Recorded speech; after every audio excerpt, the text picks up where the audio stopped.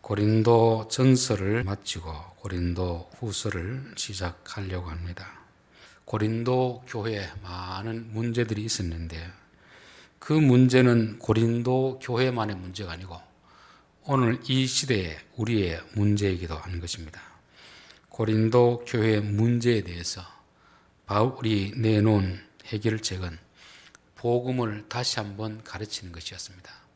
그들이 복음을 들었지만 복음을 제대로 이해하지 못했기 때문에 교회 안에서 이런 분쟁과 다툼이 일어났고 바울은 복음을 다시 한번 그들에게 바로 설명해 줌으로써 그 문제를 해결하기를 원했습니다. 자, 오늘 고린도 전서와 고린도 후서 이 기간은 한 6개월에서 1년 사이로 이제 보는데 이 중간에 무슨 일이 있었을까를 한번 살펴보고 또 고린도 교회와 바울은 어떤 관계인가, 어떤 인연을 맺고 있는가를 살펴보고자 합니다. 고린도 교회는 사도 바울이 2차 선교를 떠났을 때 처음으로 개척한 교회고 그곳에서 1년 반을 목회했습니다. 그리고 그곳을 떠나서 다시금 안디옥 교회로 갔다가 나중에 이제 3차 선교 여행을 떠나는 거죠. 에베소에서 선교를 하고 있을 때 고린도 교회로부터 소식이 들려왔습니다. 고린도 교회 안에 이런저런 문제가 있는데 바울 선생님 어떻게 해결하면 되겠습니까? 그런 질문을 해온 것에 대해서 편지를 썼습니다. 성경에 나타난 것은 고린도 전서, 고린도 후서 두 개의 편지만 기록되어 있는데 학자들에 의하면 바울은 4통의 총 편지를 썼다고 합니다. 고린도 전서 전에 한 장의 편지를 썼다고 주장합니다. 고린도 전서 5장 9절에 보면 내가 너희에게 쓴 편지에 음행하는 자들을 사귀지 말라 하였거니와 이미 고린도 전서를 보내기 전에 하나의 편지를 보냈었고 그 편지에서 너희들 음행하는 자들을 사귀지 말라고 했다는 것이 고린도 전서에 나오는 것입니다. 그래서 고린도 전서는 이제 두 번째 편지입니다. 두 번째 편지를 보냈습니다. 그리고 또 자신이 가려고 하다가 에베소에 할 일이 남아있기 때문에 디모데를 먼저 보냈습니다. 디모데를 보내면서 너희들 디모데가 너무 어리다고 해서 무시하지 말고 잘 대해주라. 그런 당부를 했던 것을 고린도 전서 끝부분에서 살펴보았습니다. 그런데 이제 디모데를 보냈는데 고린도 교회가 바울의 염려처럼 디모데를 무시하고 거의 내쫓다시피 했습니다. 그래서 디모데는 그렇게 돌아왔고 그 소식을 들은 바울의 마음이 심히 아팠습니다. 그래서 눈물의 편지라고 하는 3번째 편지를 씁니다. 그리고 그 이후에 디도라는 제자를 보냈습니다. 디도라는 제자를 보냈더니만 디도가 돌아와서는 희망적인 소식을 전했습니다. 고린도에 있는 교인들이 그곳에 있는 거짓 선자들의 말을 듣지 않고 이 바울의 권면을 듣고 회개했다는 그런 소식을 듣고 참 기쁘고 감사하기도 해서 오늘 이제 고린도 후서 바울로 보면 4번째 이렇게 편지를 쓰는 것입니다. 우리가 이것을 보면 총 4번의 편지를 보냈는데 2번의 편지는 남아있고 2번의 편지는 성경에 기록되어 있지 않습니다. 저는 왜 2번의 편지는 기록되지 않았을까? 제 나름대로 한번 생각을 해봤습니다. 아마 4통의 편지를 썼지만 첫 번째하고 3번째 편지는 이 내용이 고린도 교회만 해당되는 내용이고 다른 교회는 해당되지 않기 때문에 의도적으로 성경에 넣지 않은 것이 아닌가, 아니면 분실된 것이 아닌가, 그런 생각을 해보는 것입니다. 왜냐하면 고린도 교회에 보낸 편지가 고린도에만 있는 게 아니고 또 다른 주위 교회로 회라면 되거든요. 마치 요한계시록 7교회에 보낸 편지처럼 그 교회에 보냈지만 그 교회만 있는 게 아니고 다른 교회도 볼 수 있기 때문에 이 내용은 다른 교회는 봤을 때 유익이 안 되겠다 싶은 것은 빼고 그렇게 보여집니다. 저도 행사라면 영상을 찍습니다. 찍는다고 다 편집을 하지 않습니다. 어떤 부분은 빼는 경우가 많이 있습니다. 같이 있던 사람끼리 이야기한 건 이 이야기가 그 현장에 있지 않은 사람들에게 들었을 때 별로 덕스럽지 않겠다 싶은 건 다 빼버립니다. 이 이야기가 그 자리에 없었던 사람이 들었을 때 덕이 안 되겠다 싶은 거는 저는 가능한 다 뺍니다. 바울은 고린도 교인을 위해서 쓴 편지인데 이게 다른 사람들에게 읽혀졌을 때 오해가 되겠다 싶은 것은 의도적으로 빼일 수도 있고 이게 다 분실될 수도 있는 그런 것을 말씀하고 있습니다. 구약에 보면은 모세가 법궤 안에 3개를 넣어두라고 했습니다. 첫 번째는 십계명 2개 돌판하고, 하나는 아론의 쌍난 지팡이, 또 하나는 그 만나를 담은 항아리를 넣어두라고 했습니다. 그래서 모세 시대에는 이 법궤 안에 이 3가지가 있었습니다. 나중에 열왕기 상에 보면은 십계명 2 돌판만 남고 만나라든지 아론의 쌍난 지팡이는 분실했는지 그게 없었습니다.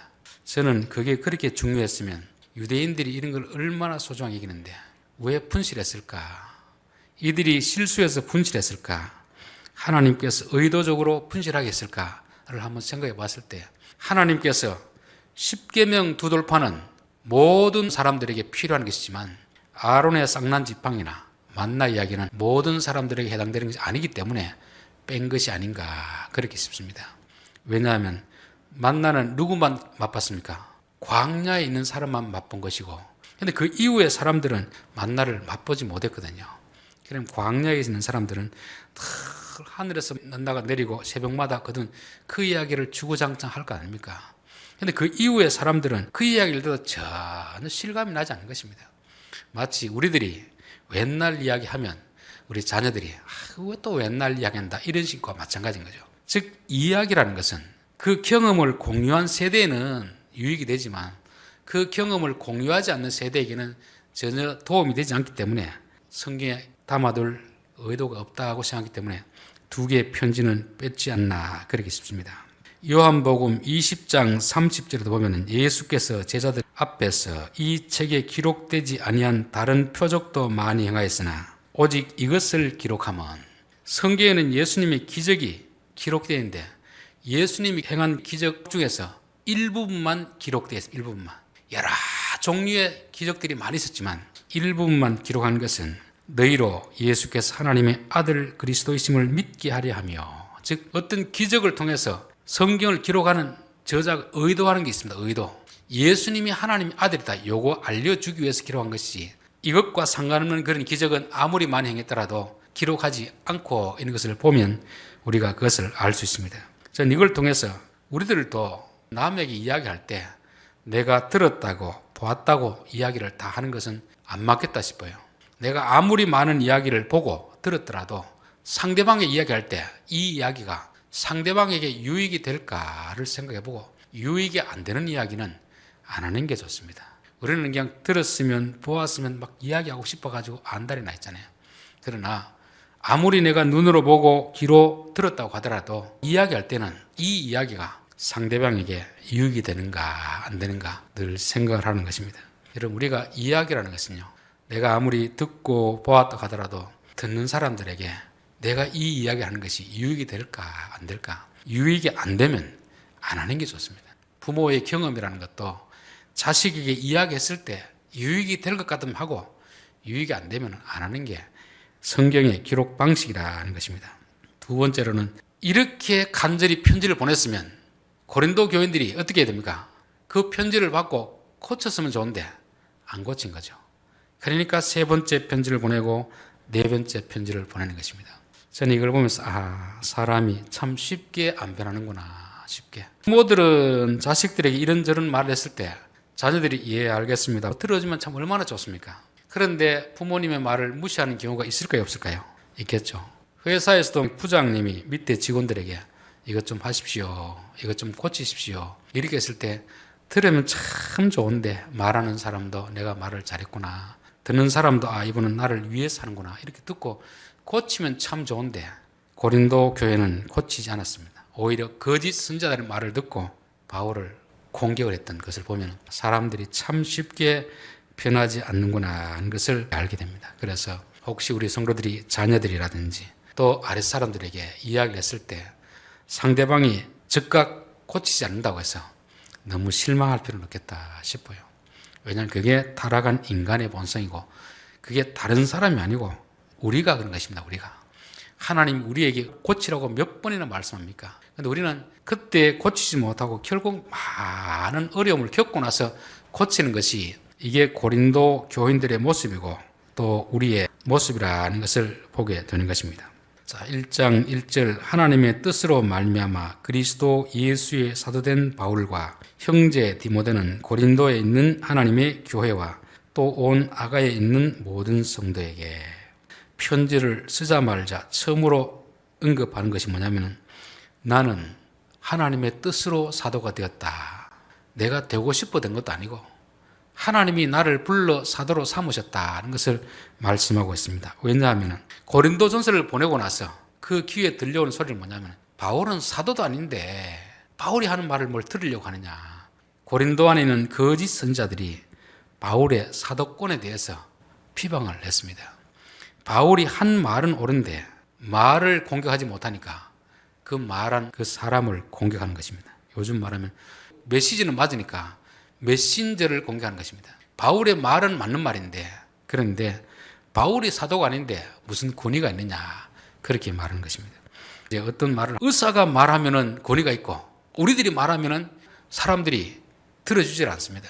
왜냐하면 그 사람의 말이 정당성을 가지기 위해서는 남들이 인정하는 전문적인 직업이라든지 그런 자격을 갖춘 사람들이 말해야 되기 때문에 그렇습니다. 사단은 항상 어떤 사람을 공격할 때 그 메신저를 공격하는 메신저. 그래서 교회 안에서도 목회자들이 도덕적으로 의로운 삶을 살아야 되는 이유는 다른 이유도 있겠지만 목사가 전하는 메시지가 훼손되지 않기 위해서 의로운 삶을 살아야 되는 것입니다.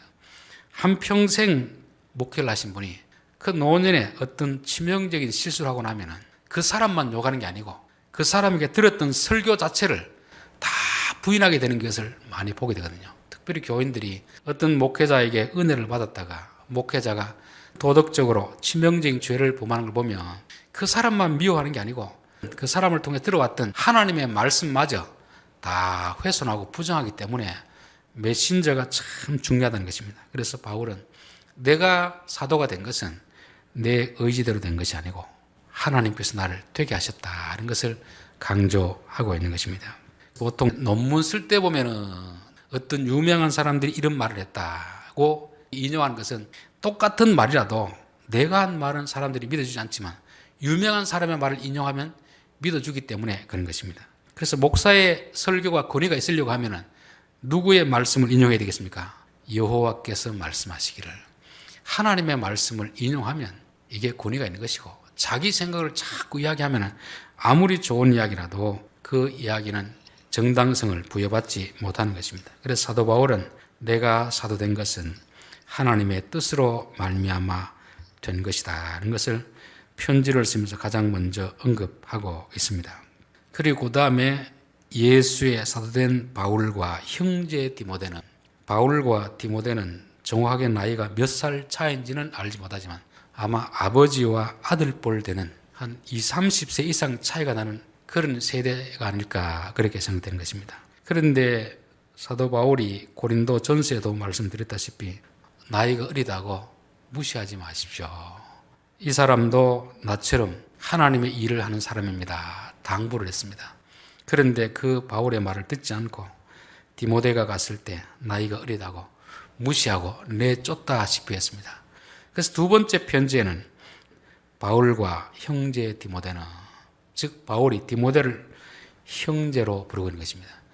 아들이라고도 부르지도 않고 동역자라고도 부르지도 않고 형제로 부르고 있는 것입니다. 왜 이렇게 부르고 있냐면 고린도 교회에 대해서 너희들이 디모데를 무시했지만 나는 디모데를 아무리 나이가 어려도 무시하지 않고 형제처럼 대하고 있다는 것입니다. 그러니까 너희들도 디모데를 다음에 혹시 보게 되면 형제처럼 대하라는 것이잖아요. 우리가 보통 나보다 나이 위에 있는 사람들, 직급이 위에 있는 사람들은 막 대하지는 않습니다. 그러나 내보다 나이가 어리다고 하면은 함부로 대하는 사람이 있습니다. 함부로. 성경은 우리에게 뭐라고 가르칩니까? 나보다 남을 낮게 여기라 그렇게 말씀하잖아요. 바울이 디모데를 형제로 여긴 이유는 내가 디모데를 형제로 여겨야 다른 사람들도 디모데를 형제로 여길 것이기 때문에 그렇습니다. 바울이 디모데를 종처럼 취급하면서 다른 사람들에게 너희들 디모데는 형제처럼 여기라 그렇게 하면 누가 그 말을 듣겠습니까? 바울이 디모데를 형제처럼 여기고 내가 디모데를 형제처럼 여기니까 여러분들도 그렇게 여기라 그렇게 말씀하잖아요. 여러분 남편이 부인을 종 취급하면서 다른 사람들에게 아내를 귀히 여기십시오 이건 말이 안 되잖아요. 남편이 아내를 귀히 여기면 그것을 보고 다른 사람도 그 부인을 귀히 여기는 것입니다. 아내가 내 남편을 귀히 여기면 다른 사람들도 남편을 귀히 여겨줍니다. 아내가 남편을 무시하면 다른 사람들도 그 남편을 무시하게 되어 있습니다. 이것은 모든 인간관계 속에서 하나님이 정하신 것입니다. 사무엘상 2장 30절에 보면 나를 존중 여기는 자를 내가 존중 여기고 나를 멸시하는 자를 내가 경멸하리라. 하나님도 마찬가지입니다. 우리가 하나님을 존중 여기면 하나님도 우리를 존중 여기주고 우리가 하나님을 무시하면 하나님도 우리를 무시한다는 것입니다. 이건 하나님과 우리의 방식뿐만 아니고 사람과 사람 간에도 똑같잖아요. 나보다 나이가 어리다고 해서 함부로 막대하면 그 사람은 나이 든 사람들을 존중하겠습니까? 무시하겠습니까? 무시합니다. 모든 인간관계는 내가 남을 존중 여기면 그 사람도 나를 존중합니다. 내가 그 사람이 나보다 지위가 낮다고 어리다고 함부로 대하면 그도 역시 함부로 여김을 받는다는 것입니다. 그래서 우리 성도들은 항상 다른 사람을 대할 때, 특별히 나보다 나이가 어린 사람들, 나보다 직급이 낮은 사람들 대할 때 인격적으로 대해주는 것이 참 필요한 것입니다. 우리나라 사회에서는 참 안 좋은 게 군대 문화잖아요. 군대 문화. 저는 그래서 대한민국 남자들 머릿속에 군대 귀신을 쫓아내야 된다고. 군대 문화는 뭡니까? 나보다 한 살이라도 어리면 그때부터 반말하고 막대하는 것입니다. 종 취급하는 거잖아요.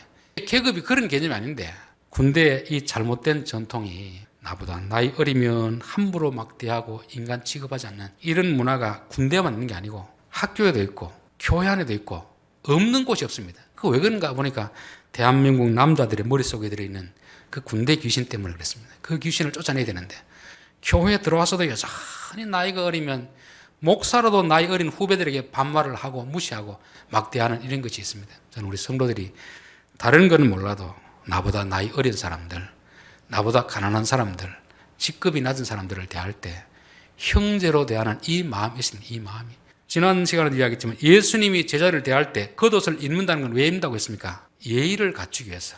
발을 씻을 때는 옷을 벗고 씻다가 발을 씻은 후에 다시 옷을 입고 하는 것이 스승이지만 제자들에게 예의를 갖추기 때문에 그렇습니다. 그래서 빌립보서에 보면 항상 나보다 남을 낮게 여기라.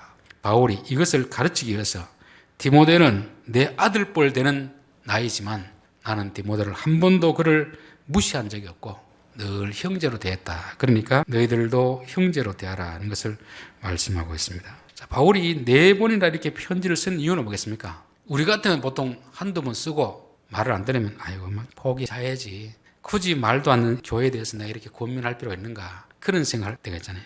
저도 누구에게 저분은 이걸 좀 고쳤으면 좋겠는데 꼭 해줘야 되겠다 싶으면 인격적인 부분이 아니고 어떤 기술적인 부분 같으면 그렇게 설명해 줍니다. 그런데 해줬을 때 고치는 사람이 있고 안 고친 사람이 있습니다. 안 고친 사람은 2번 다시는 이야기를 해주지 않습니다.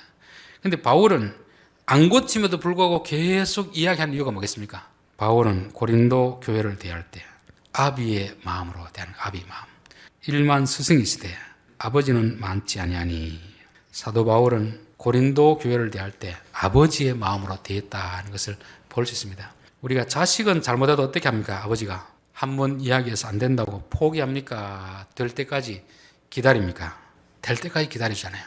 비록 자식이 아버지 말을 어기고 잘못된 길을 가더라도 계속해서 이 아들이 돌아오기를 기다리는 것이 이게 아비의 마음입니다. 우리가 다른 사람을 대할 때는 선생과 제자의 사이가 아니고 아버지와 자식 관계로서 그럴 때만이 이 바울의 마음을 이해하게 되는 것입니다. 자, 오늘 1장 2절 하나님과 우리 아버지와 주 예수 그리스도로부터 은혜와 평강이 있기를 원하노라.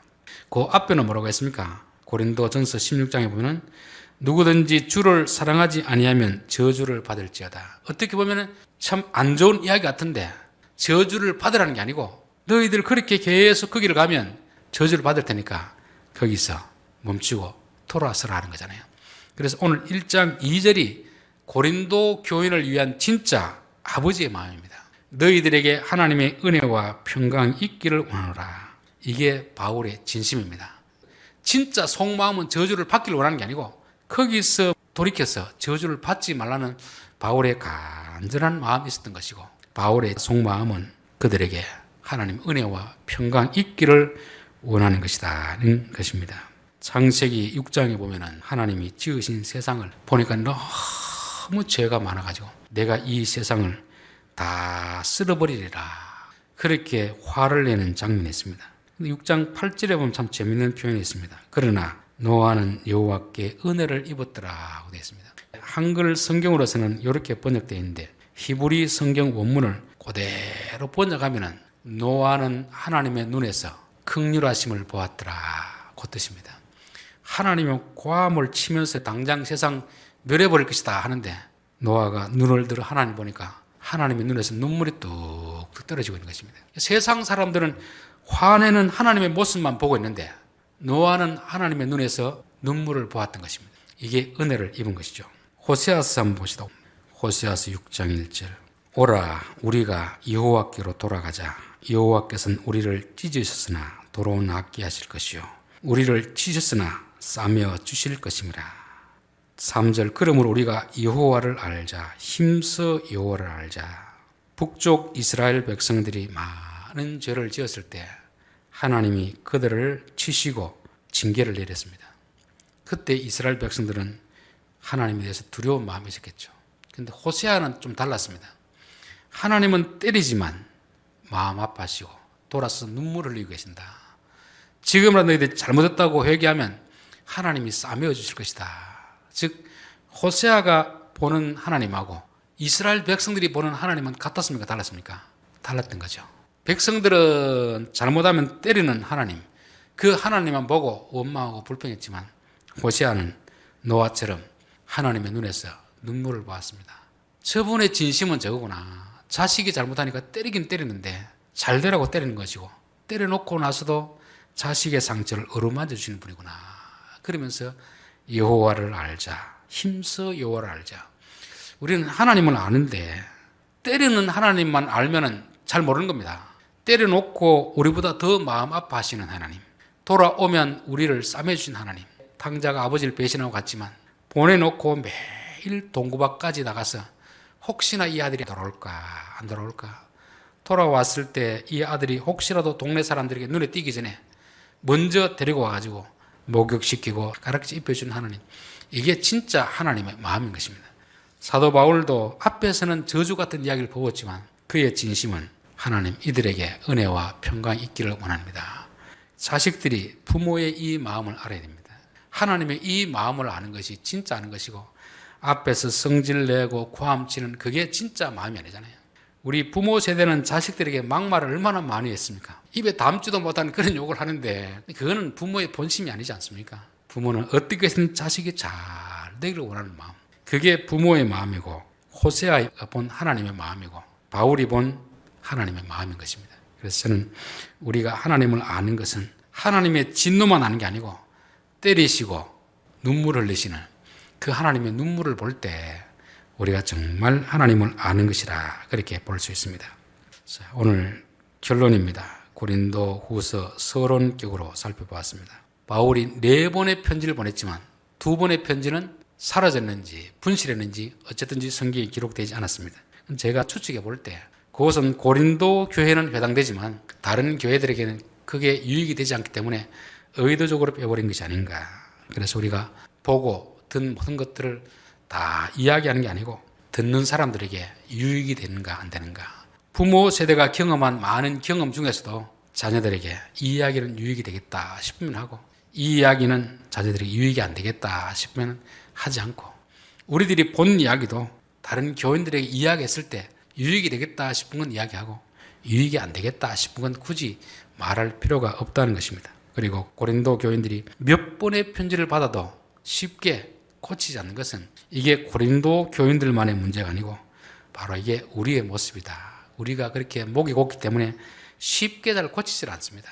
우리가 쉽게 고치지 못하면 우리 자녀들이 쉽게 못 고치더라도 하나님이 우리를 기다려 주셨듯이 우리도 자녀들이 내 말을 듣지 않을 때 기다려 줄 필요가 있는 것입니다. 또 나보다 나이 어린 사람들, 직급이 낮은 사람들, 위에 사람 시켰을 때 옛날에 우리는 위에 사람 시키면 칙칙 들었는데 지금은 안 듣는다고 너무 실망할 필요도 없고 좀 기다려주는 것이 필요하다는 것입니다. 그래서 바울은 2번의 편지 글을 남겼습니다. 편지를 썼을 때 이 고린도 교회 안에 있는 거짓 선자들은 바울의 그런 공격할 수 없으니까 바울의 사도권을 공격했잖아요. 그래서 우리가 남들에게 말을 하고 남들에게 무시를 당하지 않으려고 하면은 내 행동이 반대돼야 됩니다. 내가 그런 말을 자격을 갖춰야 되지.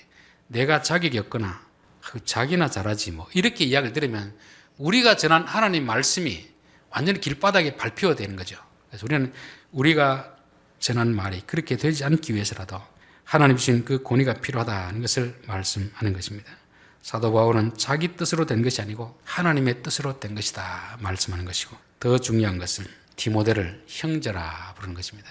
우리는 대한민국 남자들의 머릿속에 들어있는 이 군대 귀신을 빨리 내쫓기를 바랍니다. 군대에서 들어간 이 잘못된 정신이 학교에도 있고 회사에도 있고 교회 안에까지 있습니다. 나보다 나이 어리면 함부로 막 대하려고 하고 무시하려는 이런 게 있는데 이게 아주 안 좋은 것입니다. 그래서 우리가 우리 머릿속에 잘못된 이 군대 정신 다 빼버리고 예수님의 마음을 가지게 없었어요. 누구를 대하더라도 상대방을 존중하면 그도 나를 존중하는 것이고, 내가 상대방을 무시하면 그도 나를 무시하게 되어 있습니다. 우리가 하나님을 존중하면 하나님도 우리를 존중해 주고, 우리가 하나님을 무시하면 하나님도 우리를 무시한다는 것입니다. 특별히 나보다 나이 어린 사람들, 나보다 지위가 낮은 사람들, 나보다 가난한 사람들, 나보다 많이 배우지 못한 사람들에 대해서 무시하지 않는 이것이 필요하고 형제처럼 대하는 것이 필요하겠다는 것입니다. 바울은 고린도 교회에 대해서 많은 책망을 했지만 그것은 그들이 미워서 한 것이 아니고 바울의 진심은 바로 고린도 후서 1장 2절입니다. 하나님의 은혜와 평강이 너희들에게 임할지어다.